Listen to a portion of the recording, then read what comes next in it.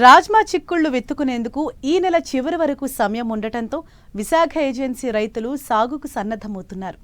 ఇప్పటికే విత్తిన రైతుల పొలాల్లో మొలకలు వచ్చాయి. మరికొంతమంది దుక్కులను సిద్ధం చేస్తున్నారు.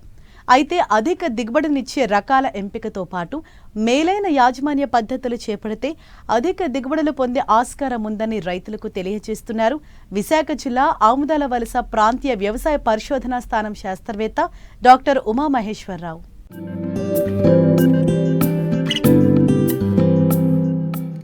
శీతాకాలంలో పండించే కూరగాయల్లో రాజ్మా ఒకటి. వీటినే ఫ్రెంచ్ చిక్కుడు అంటారు. అధికంగా విశాఖ ఏజెన్సీ ప్రాంతంలోని గిరిజన రైతులు ముందస్తు రబీ పంటగా సాగు చేస్తూ ఉంటారు. అయితే గతంలో పాడేరు, రంపచోడవరం ఐటీడీఏల పరిధిలో దాదాపు 20,000 హెక్టార్లలో రాజ్మాను రైతులు సాగు చేసేవారు. కాలక్రమంగా ప్రతికూల వాతావరణ పరిస్థితులు, నాణ్యమైన విత్తనం కొరత కారణంగా సాగు విస్తీర్ణం పడిపోయింది. ప్రస్తుతం కొద్ది విస్తీర్ణంలో మాత్రమే ఆదివాసీ రైతులు రాజ్మా పంటను సాగు చేస్తున్నారు. రాజ్మాకు అంతర్జాతీయ మార్కెట్లో అత్యధిక గిరాకీ ఉంది. జిల్లాలో పండించిన రాజ్మా 60% ఉత్తర భారతదేశానికి ఎగుమతవుతుంది.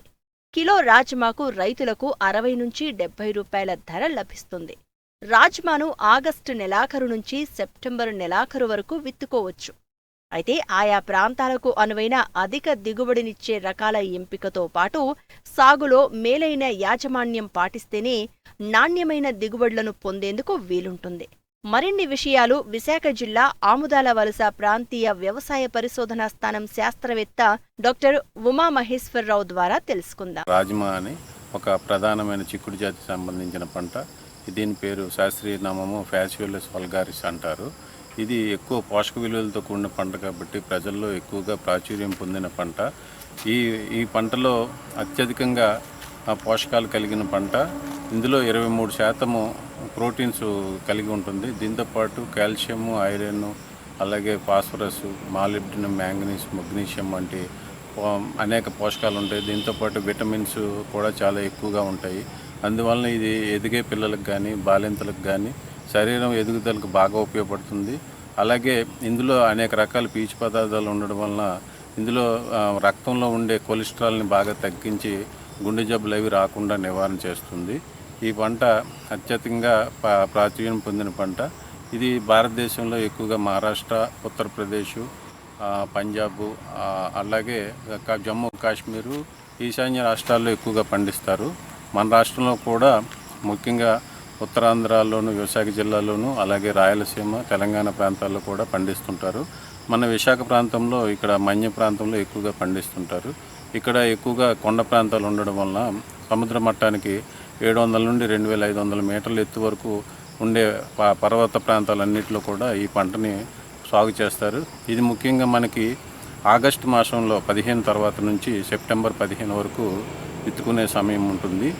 ఈ పంట ముఖ్యంగా మనకి ఏజెన్సీ ప్రాంతాల్లో చిరుధాన్య పంటలైన రాగి, కొర్ర వంటి పంటలు పండించిన తర్వాత లేదా మొక్కజొన్న వంటి పంటలు వాటి తర్వాత ఇంచుమించుగా ఇది ఆగస్ట్ సెప్టెంబర్ మాసంలో ఈ పంటని ప్రారంభిస్తారు. అంటే ఇది ఎర్లీ రబీగా మనం తీసుకోవచ్చు ఈ పంటని. ఈ పంట ఈ సమయంలో వేసుకొట్టే దీని తాలూకా పూత దశ కానీ వీటన్నిటికీ కూడా సరైన ఎక్కువగా ఉష్ణోగ్రతలు లేని సమయంలో అంటే అక్టోబర్, నవంబర్ ప్రాంతాల్లో మనం పూర్తి చేసుకొని డిసెంబర్లోగా మనం ఇది సాధారణంగా 3 నుంచి 4 నెలల కాల పరిమితి గల పంట కాబట్టి మనం డిసెంబర్ లోపల ఈ పంటను మనం తీసుకోవడానికి అవకాశం ఉంటుంది. అందువల్ల ఏజెన్సీలో ఇది ఒక వాణిజ్య పంటగా బాగా ప్రాచుర్యం పొందింది. ఈ పంట చాలా ఉపయోగకరంగా ఇటు పోషకాల పరంగా కూడా అటు వాణిజ్య పరంగా కూడా గిరిజన రైతులకి ఎంతో ఉపయోగకరమైన పంటగా ఉంది. ఈ పంటని ముఖ్యంగా కొంచెం ఆమ్ల గుణం గల నేలల్లో అంటే ఉదజన సూచి 6 నుండి 7 ఉండే నేలల్లో ఎక్కువగా మనం సాగు చేసుకోవడానికి అనుకూలంగా ఉంటుంది. దీంతోపాటు ఏంటంటే మనకి ఇసుకతో కూడిన గరప నేలలు కానీ, ఒండ్రు మట్టి నేలలు, కొంచెం బంకమట్టిగా ఉన్న నేలలు కూడా ఈ పంటకు అనుకూలంగా ఉంటుంది.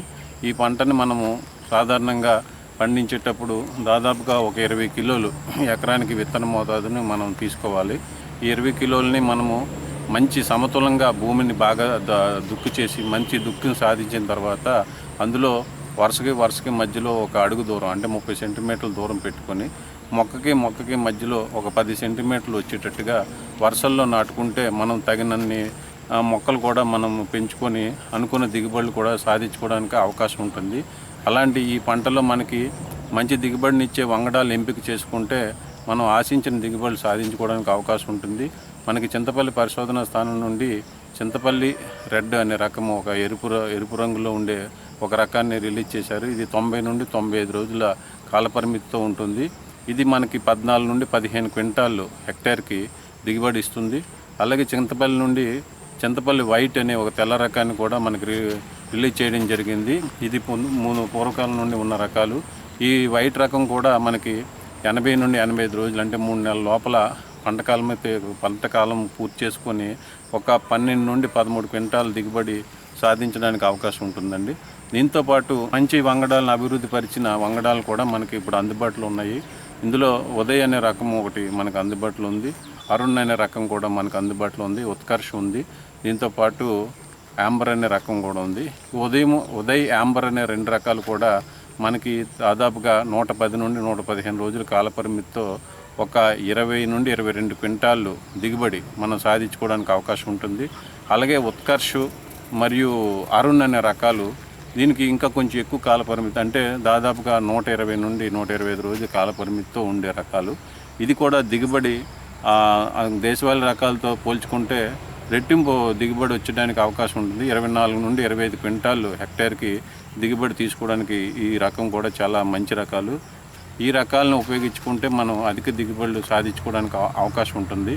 విత్తన ఎంపిక ఒకటే సరిపోదు. పంట ఎదుగుదలలో ఆశించే చీడపీడలను అరికట్టాలంటే విత్తన శుద్ధి తప్పనిసరి చేసుకోవాలి.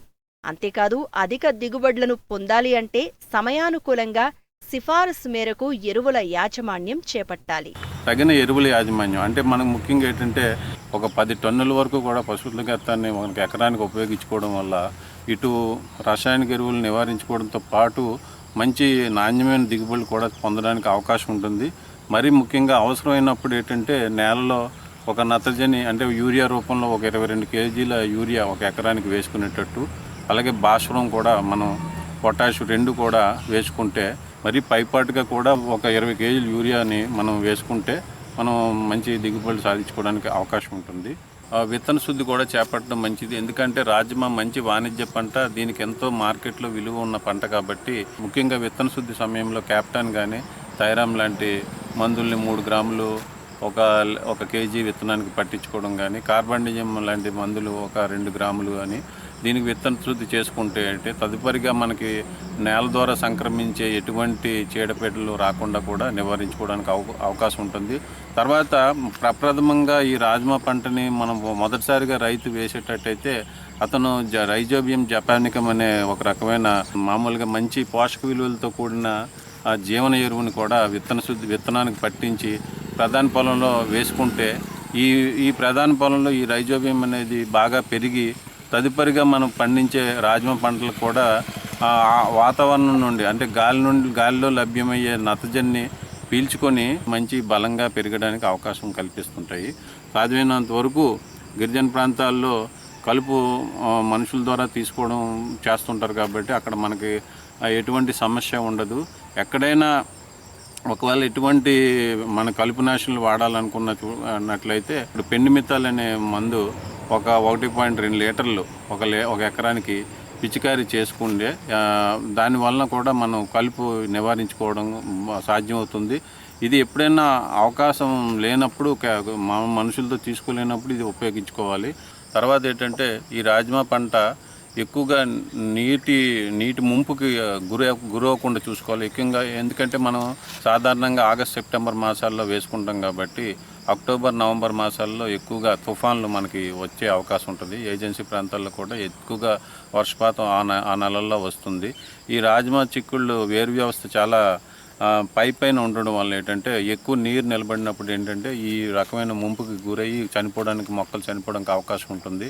కాబట్టి రైతులు పెద్ద బోధులు లాంటివి చేసుకొని ఎక్కువగా కురిసిన వర్షాన్ని ఎప్పటికప్పుడే బయటికి తొలగించుకోవడం వల్ల మనకి ఈ నీటి ముంపు సమస్య లేకుండా రాజ్మా పంటని పండించుకోవడానికి మంచి అవకాశం ఉంటుంది. దీంతోపాటు ఏంటంటే మనం రాజ్మా పంట పండించినప్పుడు ఏంటంటే 2 దశలు ముఖ్యంగా కీలకంగా పూత దశ అలాగే కాయ ఏర్పడే దశ, ఈ 2 దశల్లోనూ కూడా ఎట్టి పరిస్థితుల్లోనూ నీటి కొరత లేకుండా చూసుకోవాలి. మనం ఏమాత్రం అవకాశం ఉన్నా ఈ పుష్పించే దశలోనూ ఒక తడిని, అట్లాగే కాయలు తయారయ్యే దశలోనూ ఒక తడిని ఇచ్చుకుంటే మనం అనుకున్న దిగుబడులు మనం ఈ విధంగా సాధించుకోవడానికి అవకాశం ఉంటుంది.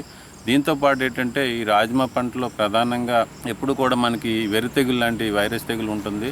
దీన్ని వెర్రి తెగులు, వైరస్ తెగులు మనం ప్రధానంగా నివారించుకోవడం కష్టం కాబట్టి దాన్ని సంక్రమింపజేసే పేనుబంక కానీ తెల్లదోమ లాంటి పురుగుల్ని మనం సకాలంలో సస్యరక్షణ చర్యలు చేపట్టి వాటిని ఇప్పుడు మామూలుగా వేసిన వెంటనే ఒక 2-3 రోజుల్లో ఇలాంటివి గమనించినట్టయితే ఒక 5 కేజీల కార్బోఫ్యూరాన్ గుళికలను వేసుకోవడం వల్ల కూడా ఈ విధంగా నివారించుకోవచ్చు. అలాగే బూడిద తెగులు ఎప్పుడైనా కనిపిస్తే మనం నీటిలో కరిగే గంధకాన్ని 3 గ్రాములు 1 లీటర్ చొప్పున కలిపి పిచికారీ చేసుకోవడం వల్ల కూడా ఈ విధంగా మనం నివారించుకోవచ్చు. అలాగే అక్కడక్కడ కాయ తొలిచి పురుగు లాంటివి కూడా సమస్యలు మనకు కనిపిస్తుంటాయి. వీటిని కూడా సకాలంలో సస్యరక్షణ చర్యలు చేపట్టి నివారించుకుంటే ఎటువంటి పురుగుల ద్వారా మనకి అలాగే తెగుళ్ళ ద్వారా ఎటువంటి దిగుబడి తగ్గిపోవడానికి అవకాశం లేకుండా మనం చేసుకోవాలి.